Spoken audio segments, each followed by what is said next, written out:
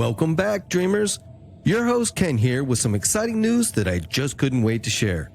Somewhere in Dreamland now has an amazing new merch store filled with custom Somewhere in Dreamland hoodies, t-shirts, coffee mugs, pint glasses, and much, much more. So what are you waiting for? Why not hop on over to dreamlandpodcast.weebly.com and grab yourself or someone else some custom Dreamland gear now.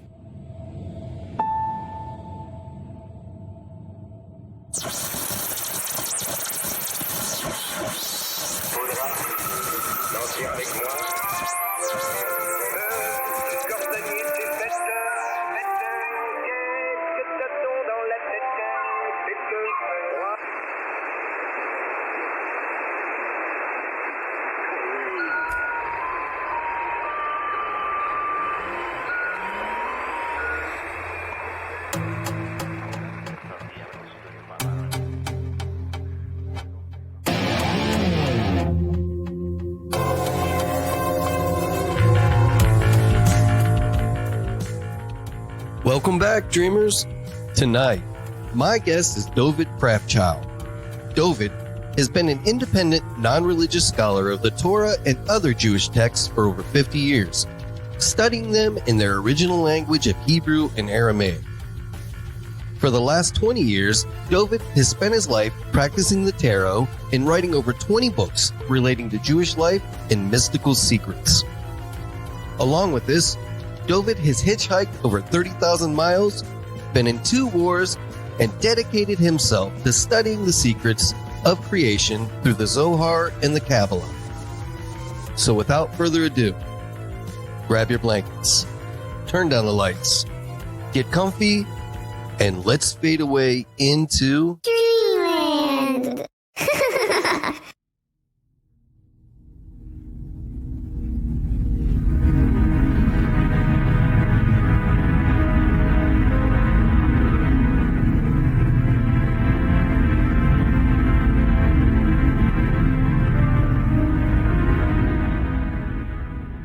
All right, Dovid.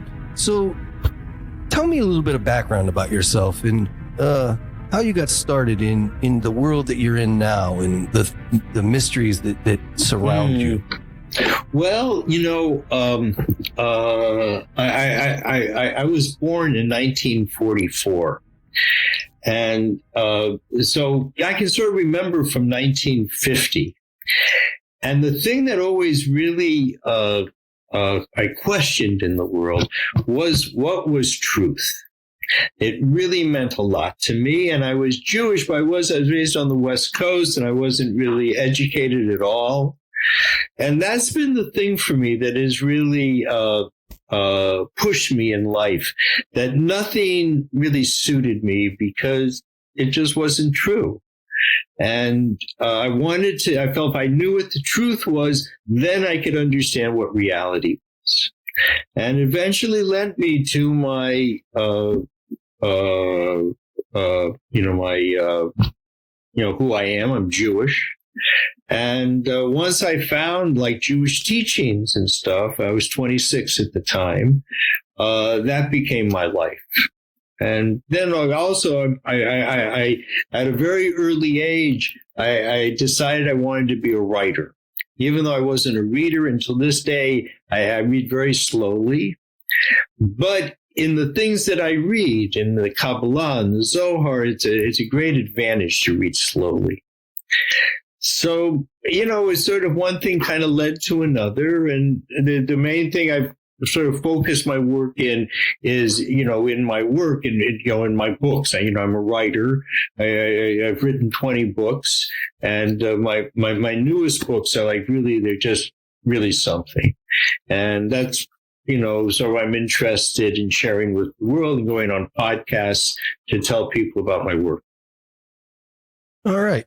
So just for a little bit of, for people that don't know much about the Kabbalah and the Zohar and the Kabbalah and the Torah, what are all of these things? Because, I try to do all my research, and sometimes it's not, enough. And I like to hear from. Yeah.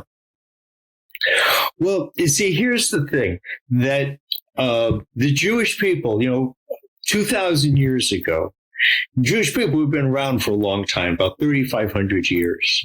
That's when we received the Torah. And the Torah eventually became 24 books of prophecy. That's the Torah. Along with that are 3 levels of oral transmission.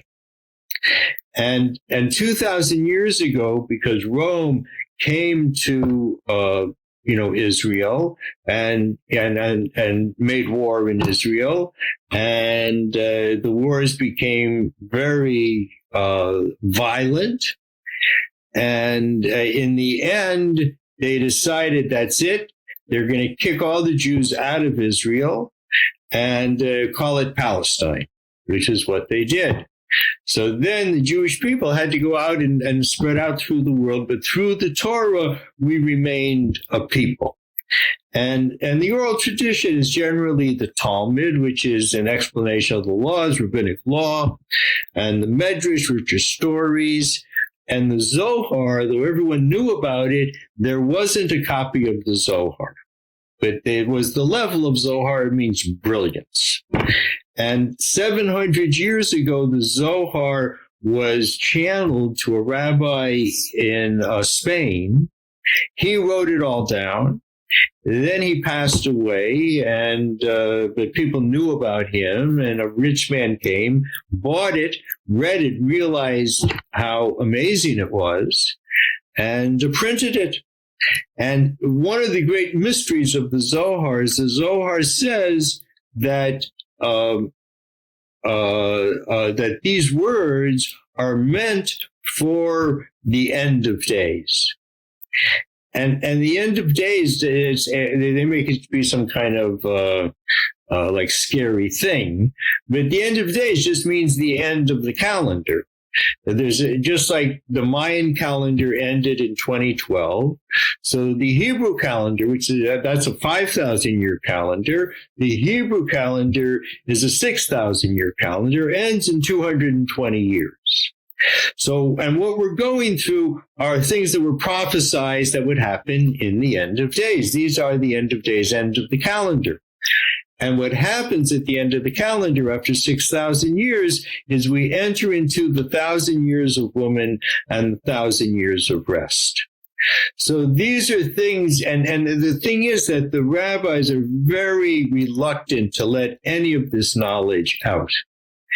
And so I've taken it upon myself to do that. And I think I've really brought the Zohar into clarity. Is in my book Zohar Beyond the Black Hole, and its twin is coming out in a few days, which is Zohar Beneath the Black Hole. One is about an explanation of time, and the other is an explanation of space, and that is the essence of creation.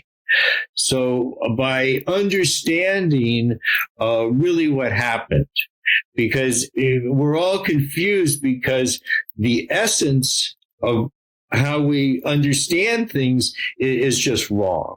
You know, the Big Bang, evolution, and this is very deleterious for the human psyche to think like this.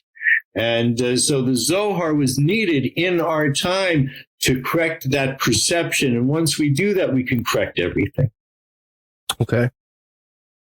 So am I right? Is this, from what I've been trying to research, the Zohar is an oral tradition that primarily men practice. Is that correct? No one really practices it. The Zohar is a book. It's a very long book. It's probably maybe, I don't know, 1 million words maybe. Wow. It's a long book. And we learn it. We study it. Okay. There's no real people. See, Kabbalah is really the secret key to the Zohar. And in the Kabbalah are many secrets about light. And people try to take these secrets and do something with it. You know? All right. And that's not what it's about. But there'll always be people who do that kind of stuff. And that's why the rabbis just said no one should learn this stuff. But now in our time, it's very available to everybody. You can read it in English. You could, it's just very available. And so they can't really stop people any longer. But then again, people are really kind of just, which is what slipped out of my mind, but, taking advantage of no one really knowing it. So they're selling it, they're just using it, to make money. Mm-hmm. See? But I'm really into studying it, and I've really discovered what the Zohar is and sharing that knowledge with everyone. That's really what it's about. And there's no real way, in Kabbalah, they might have some, things that people do. But this is like, people, that's just not really, very useful. But what is useful is the knowledge, and the knowledge is meant for our time, and it will just blow a person's mind how beautiful this truth is. And it's all, see, one of the things is that none of this stuff could be understood until our time, because it's all written in the heavens. And we couldn't unlock the heavens until we had telescopes. And now that we have telescopes and we can see, like, was it 14 billion light years until the horizon? And we see everything. And we look in the Zohar and we say, oh, that's exactly what the Zohar said. And that's exactly how the Kabbalah sections everything. And there's all these kind of number plays that happens in the planets. There is just so much corroboration that creation did not come out of nothing. It wasn't just some happenstance, and life doesn't just happen, but rather this was planned from the very beginning. And the earth, where the human being is the lowest place in the creation, because this is the point of creation, is to have human beings who could practice freedom of choice. Okay. So those two writings go hand in hand, right? The Zohar, my two books. Right. Or are you saying the Zohar and Kabbalah? Yeah. The Zohar and Kabbalah, absolutely. The Kabbalah is the key to open up the Zohar. Without the Kabbalah, it's really impossible to understand Zohar. All right. And they're both prophetic? Is that what I'm hearing? They're not prophetic. Neither are prophetic. No. The oral tradition is not prophetic. Only the written tradition is prophetic. Because it's written down as exact. It's always been exact. You can't change one word of it. But the oral tradition, that changes all the time. So they do make predictions, they have visions of the future, but none of that is prophecy. Prophecy is a very deep thing. And, we just, there aren't really, there aren't really prophets anymore. Muhammad was the last prophet. Muhammad, the prophet, was the last prophet. All right. Now, your book that's coming out, in the book before that, Beyond the Black Hole.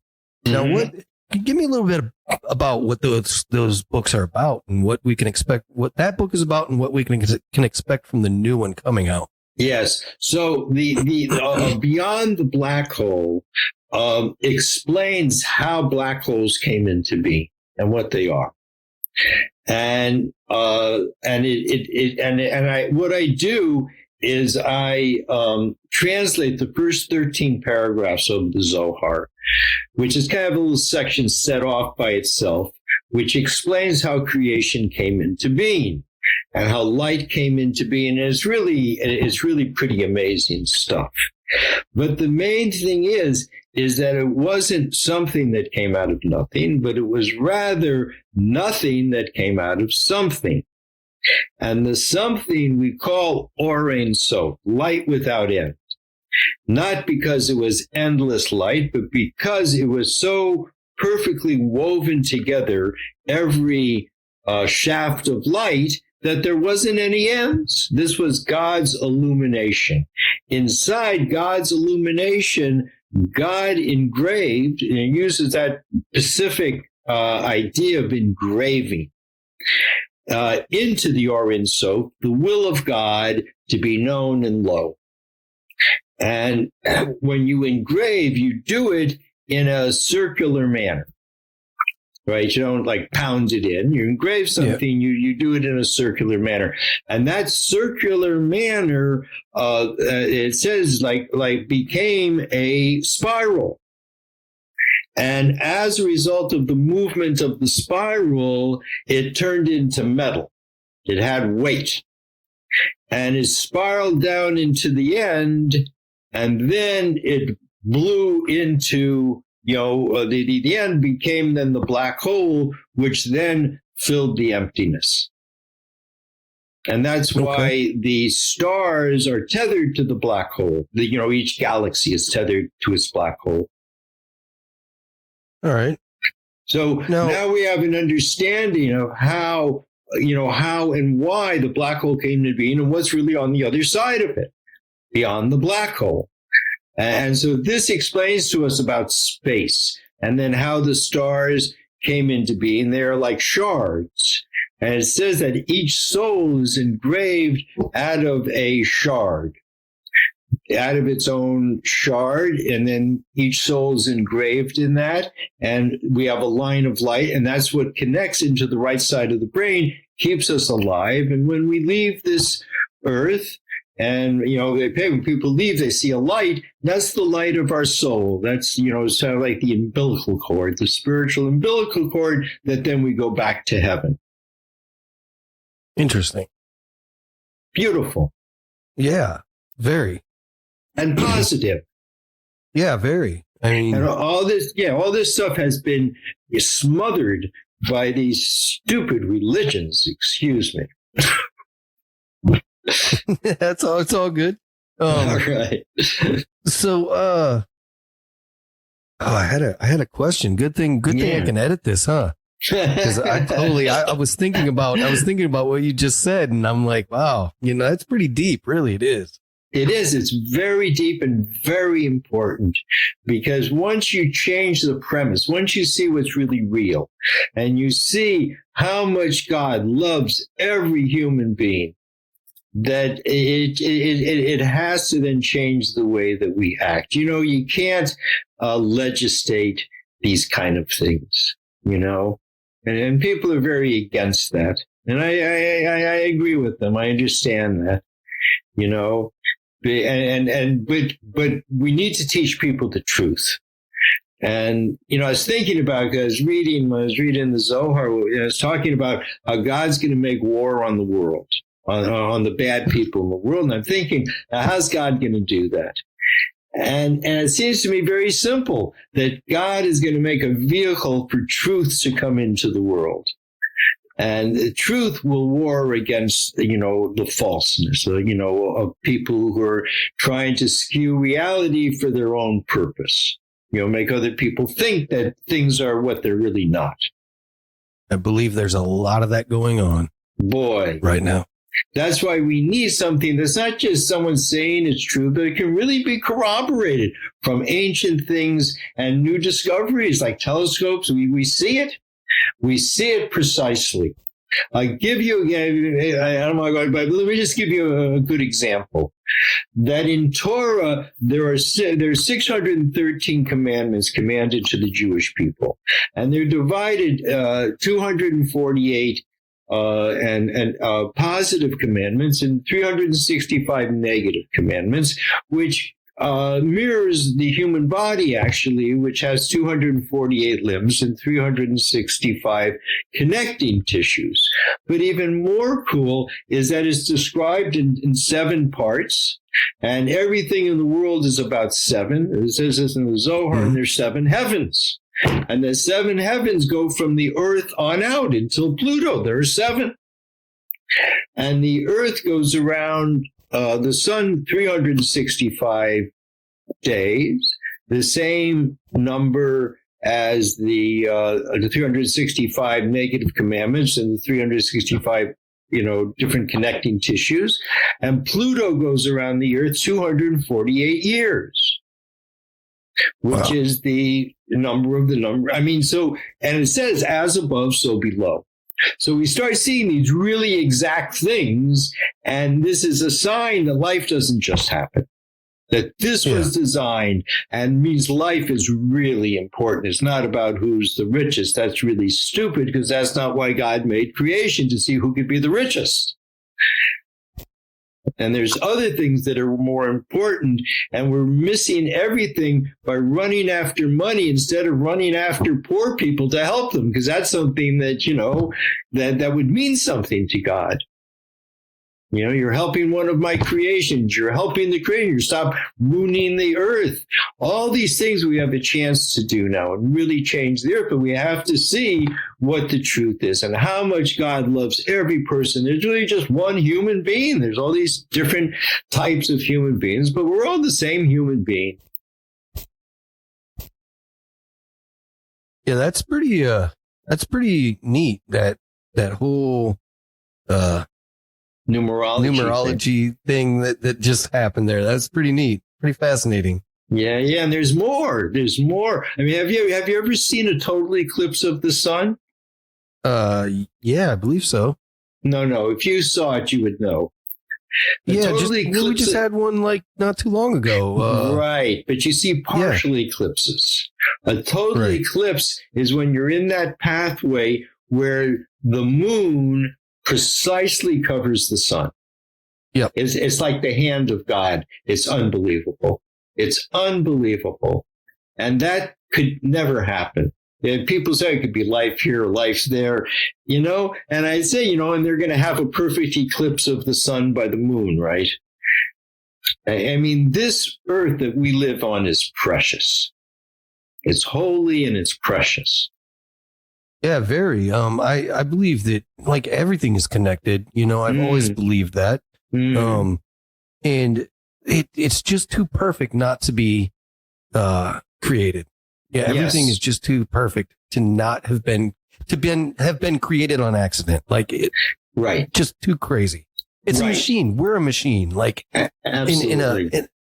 In a weird sense. I mean, I don't want to sound like we're mindless machines, and the earth is too, but we're just built so perfectly, and we go so perfect together, and everything just works so good together that how can it be by chance? Yes. So generally, for thousands of years, the only question was, where is the creator? I mean, did the creator create and then leave? See? Or is the creator here? So Abraham, 4,000 years ago, he came to the world to make that decree or that, discussion that the creator is here and cares about each person. And that's the Abrahamic tradition, that God is everywhere all the time to everybody. No religion. There's no word for religion in Hebrew, Arabic, or Sanskrit. None. So religion really stands between the people and the truth, and they skew the truth. And so does science. I mean, science can tell us what the facts are, but we shouldn't necessarily believe their ideas. Yeah, and a lot of science is guessing. I mean, anyway, so and then they're always changing their mind. That's because they're theorizing things and not, and people take theory as word, and it's crazy. Yeah, it is. It is, because it's easier to do that. The teacher tells you this, and, now that's going on, just in, in America in general, like who is going to, indoctrinate the children? What indoctrination are they going to get? No one talks about telling the children the truth, Yeah, and children are smart. I mean, they're going to find this stuff out. I mean, it's I mean, America is being extremely stupid. Yeah, well, it is. And I think that part of that is that they've kind of, for lack of a better term, brainwashed us into the nothingness that we are now as a country, really. I just had this conversation with one of my sons the other day. You know, we were talking about history and things like that you learn in school and all kinds of crazy stuff. And he brought up the brainwashing thing because kids nowadays are smart enough to actually, you know, look into things on their own, you know? Yeah. And he says, you know, I felt a little bit scammed, Dad. And I said, you did? And he said, yeah. He said, you know, they told me that George Washington never told a lie. And I said, yeah, they tell you that? And he said, yeah. He goes, how can anybody not tell a lie? You can't go through life without telling a lie. He's like, I just don't, he goes, I don't get why they tell you that. And I'm like, I don't either, man, but that's where they're going with things. It's where the way they've been doing things. And he says, you know, because I don't think that's fair. It's kind of like they're brainwashing you into thinking that like George Washington's the greatest president that ever lived because he was the first president and he never told a lie and this and that. And I'm like, you know, I think you got it nailed, kid. Just keep going with that, you know? How old is he? He's 13. Beautiful. Beautiful. That's the thing. He should see. Here's the problem that, you know, the victors write the history. Yep. And that's what they're trying to do now in the schools is, you know, who's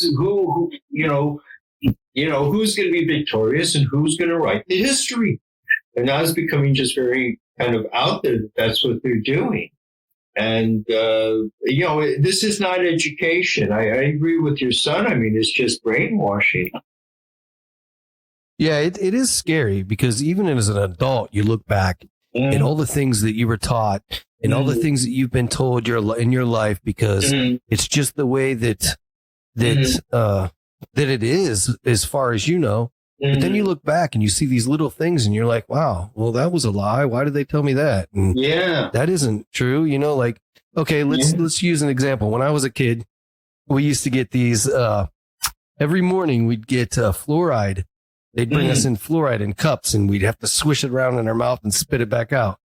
School did come to find out, that is not good for you at all. And why the heck were we doing it? You know? Yeah. They always make fights over this stuff, and that's a scientific thing. The scientists say, well, it's good for your teeth. And some people say, oh, we don't know what's going to happen as a result of adding this new thing, which seems to me pretty reasonable. And again, they're trying to mandate what, you know, someone thinks is right, and they're taking that away from people. I mean, I think everyone should get vaccinated. I think it's an act of love to do that, you know, for your fellow citizens. But if someone doesn't want to do it, I mean, I think that's, you know, that's their choice to do that. We all live together. As well. Yeah, we all live together, and we have to try to understand one another and not push each other around. And, you know, like it was like a wrestling match. Like everyone's trying to get their knee on the other guy's neck. Yep. You know, there's arguments both ways with everything, and even the vaccine. You know, like if you're vaccinated, why are you worried if I get vaccinated? And then there's everybody should get vaccinated, and I just don't see why it has to be turned into a fight. Why we're constantly being turned against each other all the time. Yes. Well, see, Rome lives by the sword, and you know that's the victor. You know, we live under Rome. According to the Jewish people who were defeated by Rome, that this is the Roman exile, 2,000 years of it, and Rome lives by the sword, and they so they love fighting. Wherever there's a fight, they can win. And and they've even turned that into a business. That's a big moneymaker nowadays. Sure, of course it is. Of course it is. That's how they became so strong. That's how they conquered the world, But their ideas are really stupid. And, and I think the court system is really dumb. I mean, it's like putting two gladiators, in an arena and say whoever wins, that's justice. And one guy's strong, has a lot of money, and the other guy doesn't, and he loses. The whole thing, it's called an adversary system. That's the philosophical name for our justice system.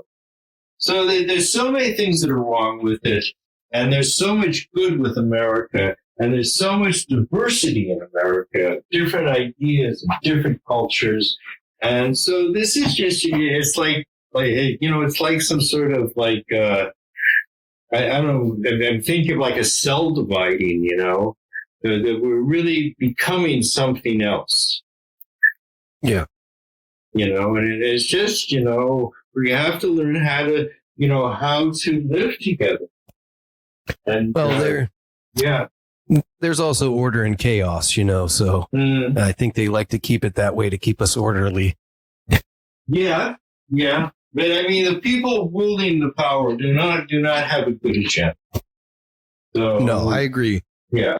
And that's why I'm trying to bring kind of a spiritual light to all of this. So we can understand this isn't just a power grab. There are things that are happening that are going to happen that no one can stop them, and this has to do with the coming 1,000 years of woman in peace. And we need to recognize that this is happening, and all of these ideas need to be replaced, replacing the reality that they have built, because the reality they have built is stupid and it's destroying the earth. And they think that this is the greatest the human being could be. It's technological, destroy the earth, and a few rich people will live. I mean, the whole thing, it's just wrong. It's just completely, utterly wrong. And there's really very little venue to make these points, They really won't let you talk, and they have all the airways. There's so much noise that no one can hear the truth. So that's why I wrote my books, Zohar, Beyond and Beneath the Black Hole. And so the one talks about space and the other talks about time. And that time is not a line, but time is a spiral, and we're spiraling down into these 1,000 years of woman, broken up into a whole new reality. And things are going very fast now, because that's what happens at the end of the spiral. So we're really trying to understand where we are in time, because if time is a line, then, the whole thing's kind of meaningless. Yeah. So, Zohar Beyond the Black Hole, I noticed that black hole is spelled a little different there, the whole part. Is that on purpose? Oh, of course. Because okay, whole with a W means complete. Yes. And whole without a W means empty. So the scientific idea of black hole is that it's empty. We don't know what's on the other side. But whatever it is, it produced all this matter or energy that turned into matter and eventually became worlds. And in the worlds, eventually the right situation happened somewhere in the universe, and there was an amoeba. Life just happened out of nowhere, And one amoeba became 2 amoebas and 4 and 10. And pretty soon you got a whole bunch of amoebas, and out of them crawls some sort of animal. And it takes millions of years, and eventually gets to the human being. And this is just the dumbest theory, and the whole thing just fills a person with dread, that that's who we are. And it's just not true. It's just not true. Do you believe that there's life elsewhere? There's life everywhere. The only thing is, it's spiritual life.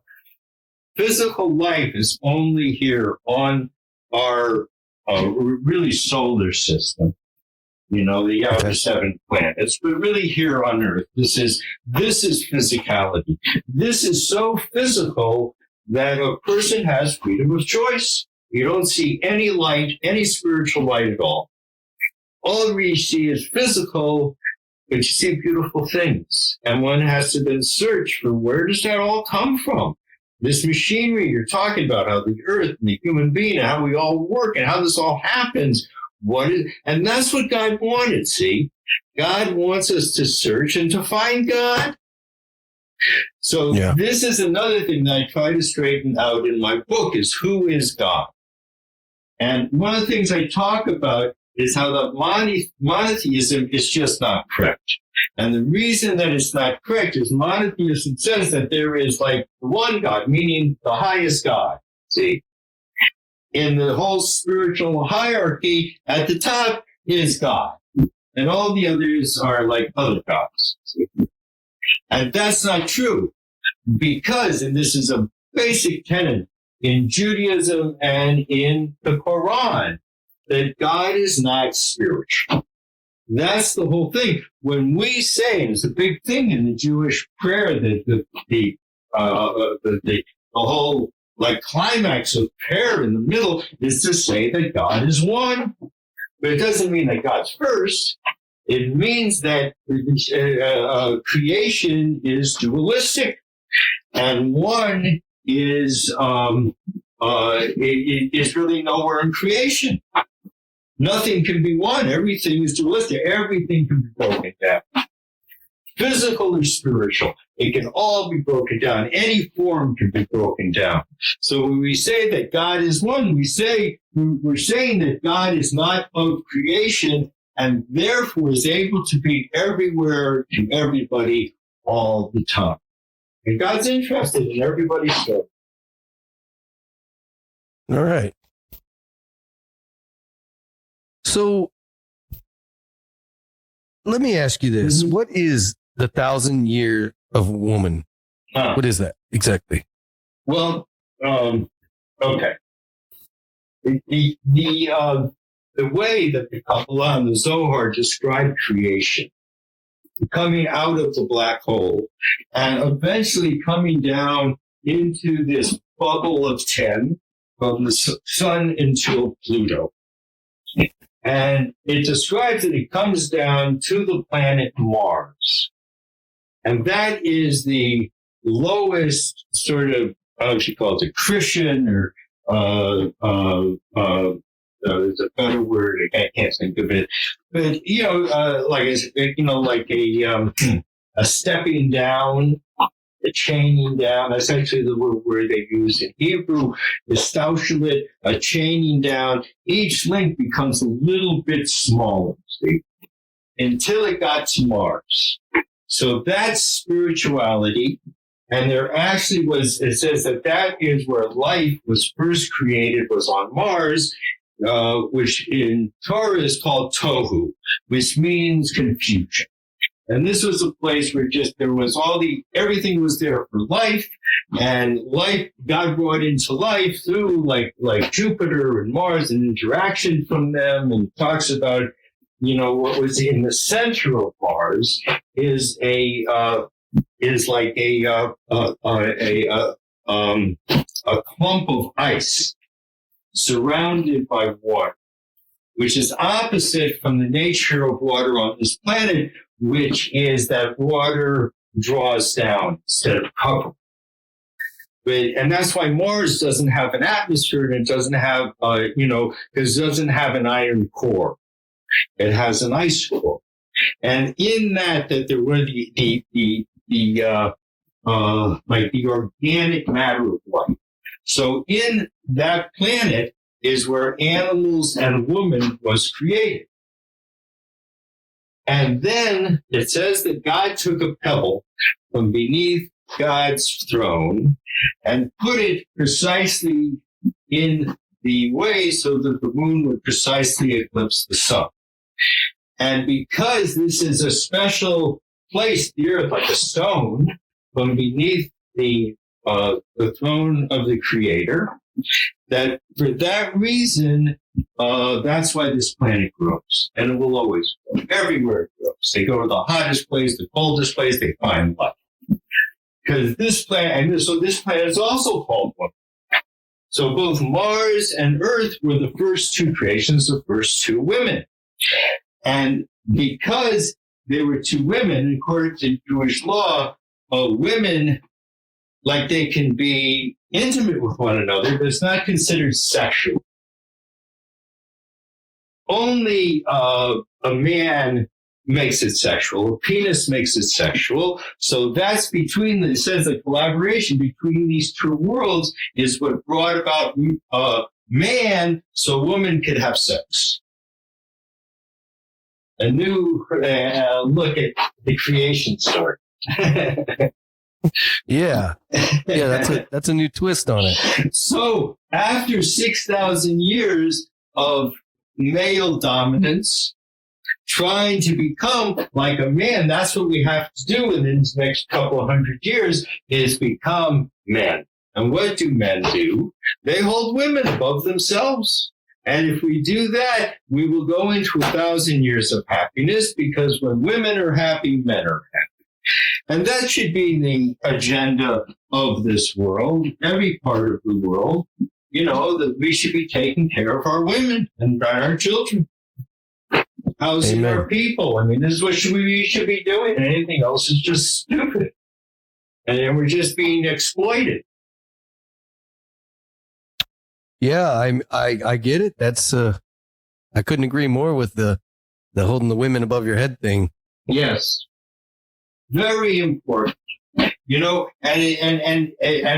of the ways, I mean, we see it particularly, and I write about this in the book Beneath the Black Hole, which originally I published under a different name called Sex, a Metaphor to History, Trump 777 in the 1,000 Years of Woe. And in there I explain how history really works into this, and we're at the point now. And plus the 777 is very connected to our time, which is the number of the angel of death, and which means that we're ending this kind of cycle of just male dominance, and particularly Roman male, which really just cares about the male. Like it treats females that the female is there to satisfy the male. And in all the other peoples, they understand the opposite, that the male is there to satisfy the female. That's what makes things work. Interesting. And what does, did I hear Trump in there? Did you say something about Trump? Yes. All right. When he was elected, the year he was elected, which is the same year that the eclipse passed across the Bible Belt in America, and in 2017. That was 5,777. When he was inaugurated, the day he was inaugurated, he was 70 years, 7 months, and 7 days. And on March 11th, when COVID, which in Hebrew means respect, was called a pandemic, there were 7,770,000,000 people in the world precisely. And as I said, the 777 has to do with the angel of death, which has to do with ending this and then transitioning into this new 1,000 years. And we don't know what it's going to be, other than we know we're not going to be despoiling the earth. And we're probably not going to be going up into outer space. That we're probably going to be doing the things that the woman wants, which is to take care of life. Respect life, respect the earth. And enough of male going around just making war everywhere. This is just stupid, what we're doing to our planet, what we're doing to people, the lies we tell. I mean, it's just horrible. Hey, listen, I'm good with that as long as I can still drink my beer. Like, I'm really good with that. The women can take care of what they need to take care of. I'll be happy to oblige and hold them above my head as long as I can have my beer. I'm good with that. Yeah. I mean, we all need our thing, man, whatever it is. And, women aren't against that. Just don't, get drunk and be an abusive man. I mean, right. We all need to hold each other to account. We can't allow other men to do that. I just snore loud. That's all I do when I drink. That should be the worst men do. Right. Yeah. Unfortunately, it's not. Right. So I'm going to jump back because I'm being a horrible host and I'm not following, because I just wing everything I do. That's the way I do things. So I take notes. I try to do my research. I wing. And if I have a question later, because I'm not one of them guys that can just pop questions off fast. I like to think a little bit more about things. Yeah. So we were talking about how life here on Earth and humans are the lowest form of creation. Yes. Right? Okay, so when we pass, do we then like ascend to a different form of life, or how does that work? All right. So everything else in creation is spiritual. And the spiritual, like I said, is the soul is carved out of a star. And the star itself is just a shard. And all this came from this light without end that's prior to the black hole. So we all have a piece of that.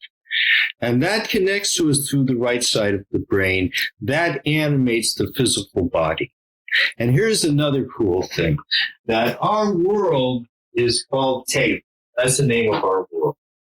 And Tevel, the meaning of the word Tevel, one of the meanings of the word Tevel is when a man or a woman has sex with an animal, it's called Tevel.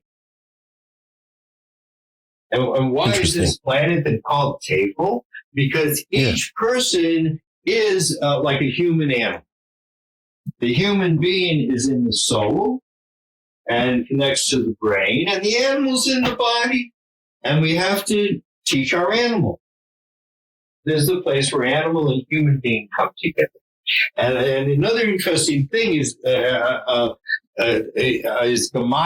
Gematria is the science of numbers. Every letter has an assigned number, so every word has a value. For example, the word smoke, Aleph Shin Nun, has the gematria of 420. Mm-hmm. Yeah, that's cool. And Tevel has the gematria of 432. And 432 is the harmonic of the earth. There are 432 like hertz in the harmonic of the earth. So numerology plays into this quite a bit, I'm gathering. Yes, very much. Interesting. Numerology is interesting is all get out to me. Well, particularly in Hebrew, because Hebrew is like this, it's this really ancient language. So the things you find in Hebrew are like really significant. Like here is something that again has to do with the structure of the universe, is that that the center, the black hole is 26,000 light years away. We appear to evolve around the North Star every 26,000 years. That's what the cycle of the Mayan calendar is based on. And the Earth vibrates. They've been checking this for 50 years, that it vibrates every 26 seconds. And 26 is the number of God's name. Yud Hey Vav Hey, each letter, you break it down, its number is 26. So I think it's there's all these like hints that God put into creation that we can look at and say, there's no question, the Creator created this. It's almost like a code, like a computer code is what it reminds me of, something like that. Yeah, that's what creation is. And God did it in a way that we can read it. If we care to look, we can read it. And there's all sorts of stuff written in the heavens. And we're at the epicenter because this is what God wants. Want it to be known and low. And God can only be really known if we do it through our own free will. It's really interesting to me, and it's always been interesting to me. If you go back in through history, they didn't have, when these books were even written, they didn't have scientifically the equipment and the know-how that we have now. Yes. I don't by any means think they were stupid back then. They definitely were not. Mm. So how did they gather this information that's now proven to be scientific? Yes. It's always blown my mind. All right. So here's the thing, that because time is a spiral, that at the beginning of the creation of the human being, 5,782 years ago, that was like these circles are very, very wide. So in 1 year, let's say, can happen what in our time might take 1 million years.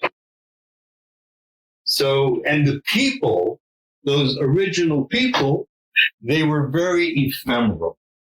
And it writes in the Talmud 2,000 years ago, the people before the flood knew all the pathways through the heavens.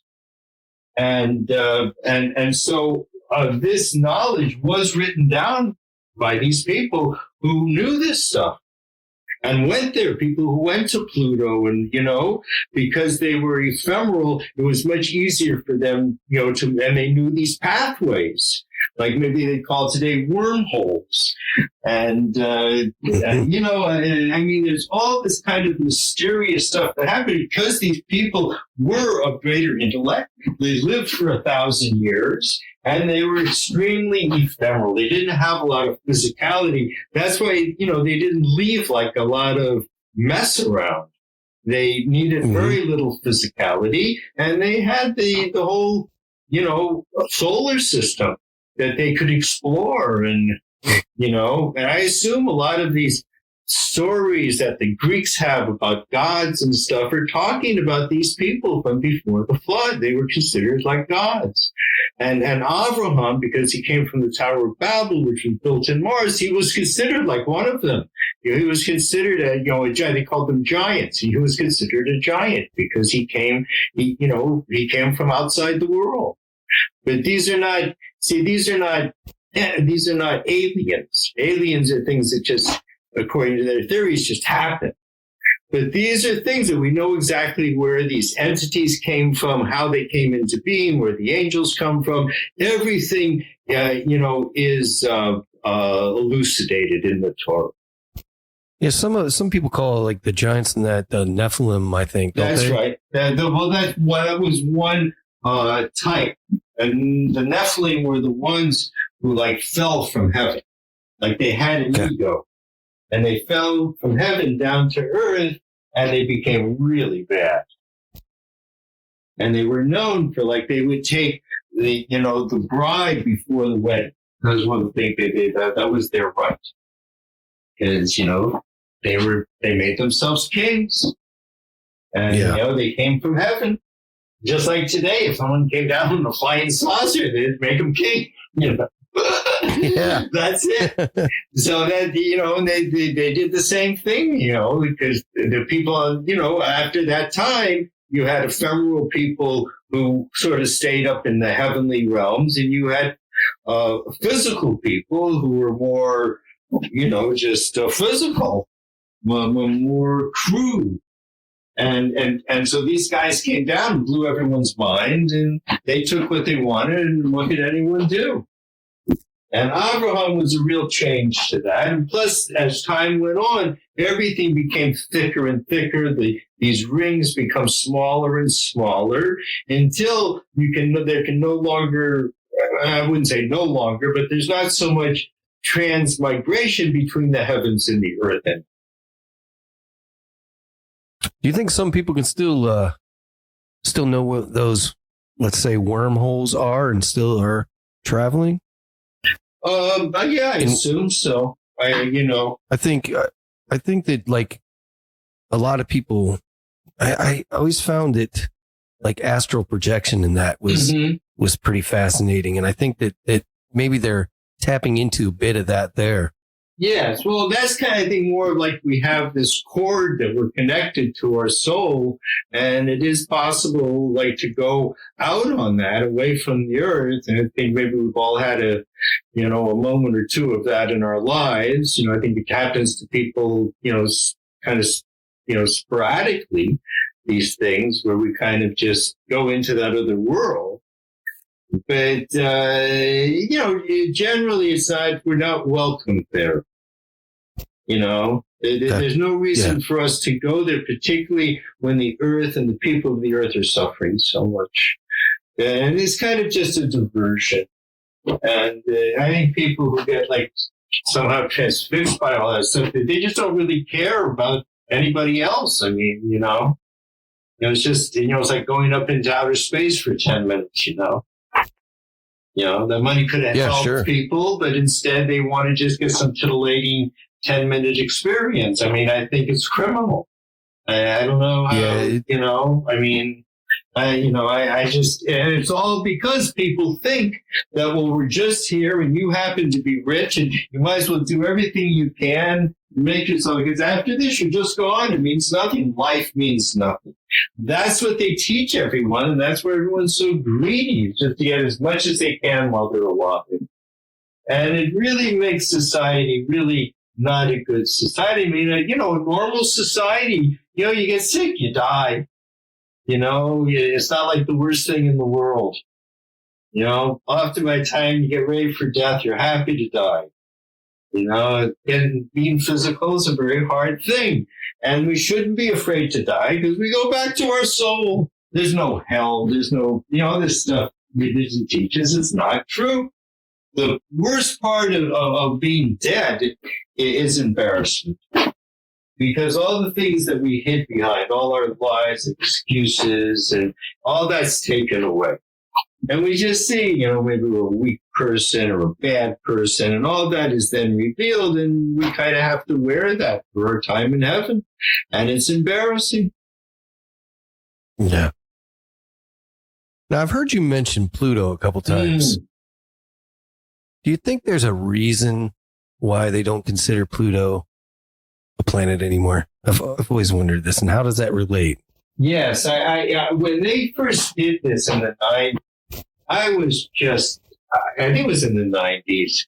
I'm pretty sure that I was just livid because you have the sun and you have 9 planets. That's how it had always been, and 10 is so fundamental in our world. The Kabbalah is, the tree of life is made out of 10, which is portrayed in the human body in these 3 triangles of the head, the upper body, and the lower body. And the power of speech. And the power of speech corresponds to the final world. And this is actually described in the Zohar. That a world that's so far away from the sun that it is basically in darkness, and a world where there's these streaks of light, just randomly, that happens, and that is Pluto is in the Kuiper Belt, which are all these just frozen pieces of no one knows where it exactly came from. See, and Pluto. The interesting thing about Pluto is that Pluto has 5 moons, see? And Pluto represents speech, and speech has 5 attributes: the throat, the palate, the tongue, the teeth, and the lips. They're called Metzak. These are the 5 letters in the Hebrew alphabet that when written at the end of the word, you write it differently.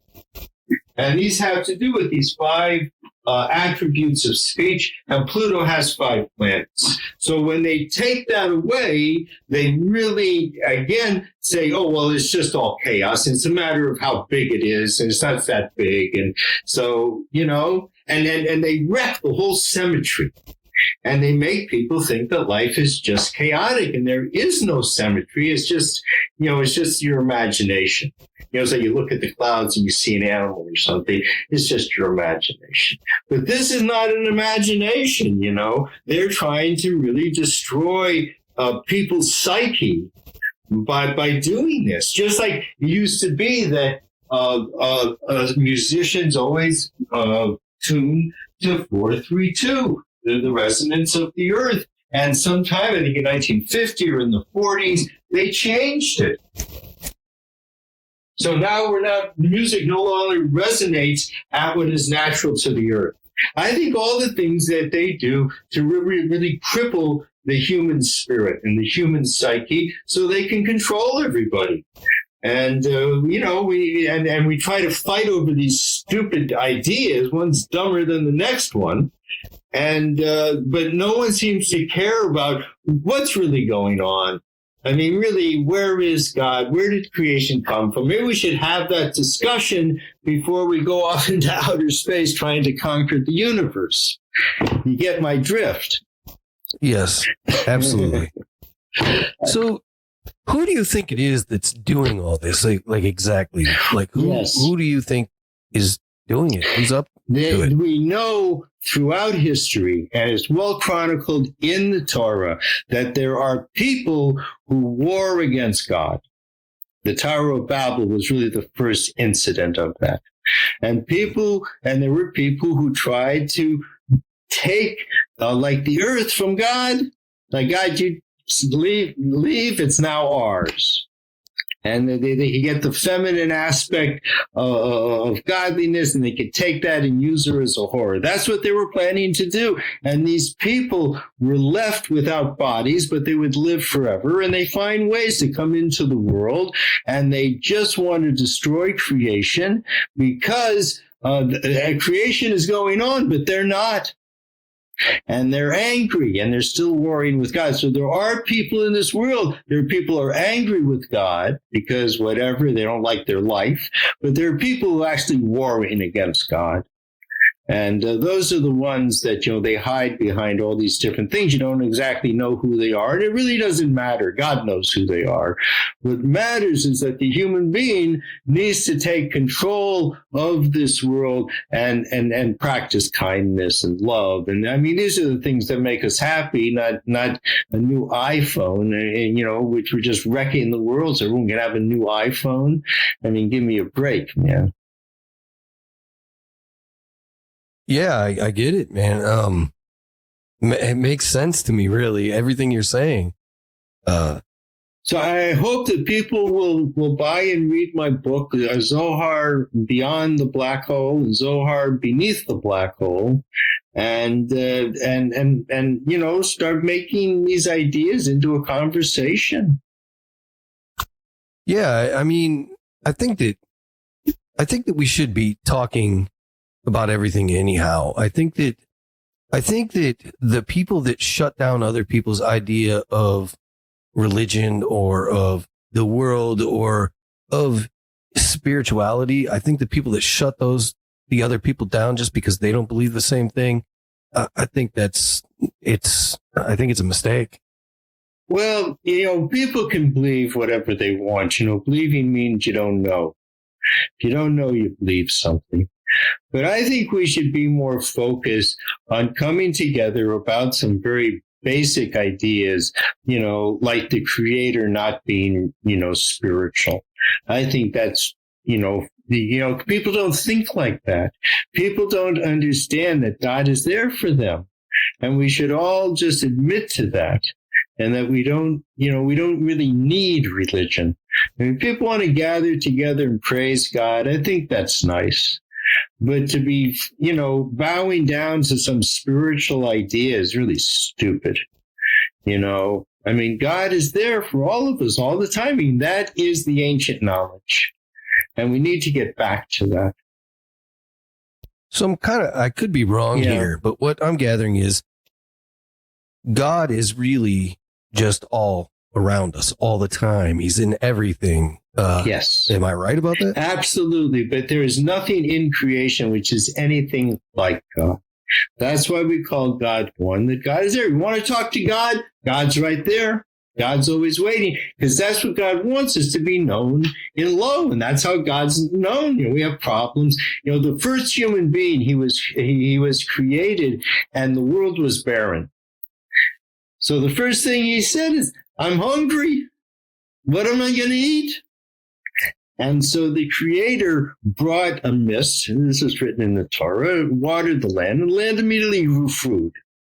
Why didn't God prepare it beforehand like he would for a baby? You get everything prepared for it, you bring the baby in.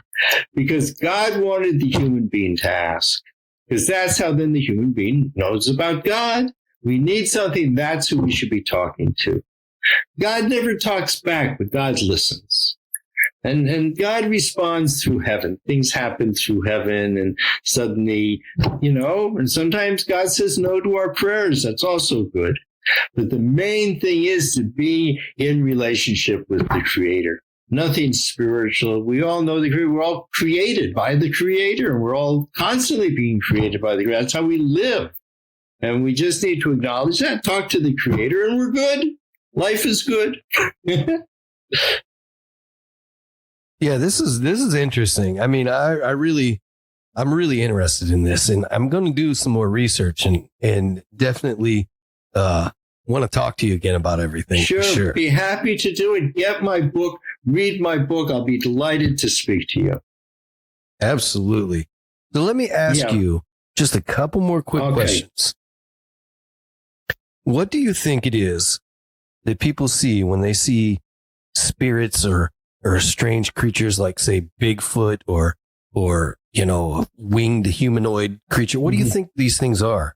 Well, it says that in heaven there is more diversity than there is beneath the sea. And you know how much diversity there is beneath the sea. So yeah, we don't even know all of it yet. Right. So you can imagine what there is in heaven. There's all kind of unique things. And sometimes, they do come down to the earth and they do things. But the best advice is don't look at them. They won't look at you. Sometimes you run into one, you see, but you just don't want to pursue them. You pursue them, they're going to pursue you, and it won't come, things never happen good after that. Because we're not supposed to. This is what we're supposed to do.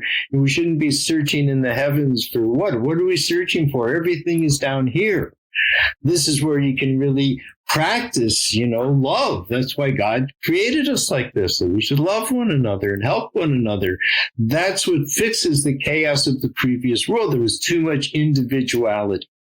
And so here we're all missing a piece, so we all need to help one another, like I've spent my life digging into this stuff, but I'm not able to put it out to the people. So we have to work together to be able to do this. Yeah, absolutely. Well, hey, if somebody was to pick up one of your books, a starting place with one of your books, which book would it be? I would say to start with Beneath the Black Hole. It's a little bit more entertaining, and the Above the Black Hole is extremely. It's more really. It's a bit more serious. Okay. But they're both good books. But I would suggest to people that Beneath the Black Hole would give them a good transition into Beyond. But both of them are independent. Okie dokie. And then they can get it from my site, dovidhouse.com. That's the name of my publishing company. I'm hoping to publish all my books. All right, Dovid, where can everybody find, you already said your books, but if they wanted to find you to ask you questions or they want to get you on their show or anything like that, where can people contact you, find all your material, do some research themselves and all that good stuff? Dovidhouse.com. DOVID house.com. That's my publishing company. All my information is there. I'm happy to speak with people. I mean, my main thing is to try to get this work into the world. So, anyone who's interested, I'm interested. Awesome. All right, Dovid. Well, I really, really appreciate you coming on, taking time and talking with us. And I really appreciate it, man. I really appreciate you having me, Ken. Thank you very much, buddy. All right. You have a good night. Okay. Well, that about does it for Dreamland tonight, dreamers. Thanks again for listening, and good night.